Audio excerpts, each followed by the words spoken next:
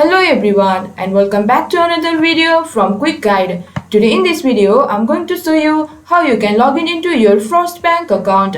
So follow some simple steps which I'm going to show you. First of all, open your web browser and in the search bar, type in Frost Bank Login.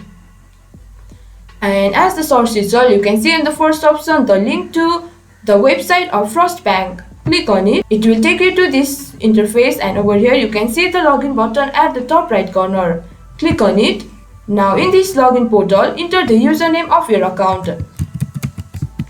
And in the password section, enter your password. To confirm what you have typed, click here on the eye icon and click on login. You will be logged into your Frost online banking.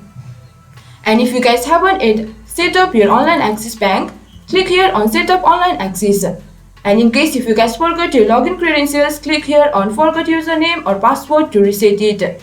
So this is how you can log in into your Frost online banking. This was for this video. Hope you guys understand and find our video helpful. If you did, please do not forget to hit the like and subscribe to our channel. And also hit the bell icon for latest videos and drop a comment for reviews and more content like this. I will see you guys again in our next video.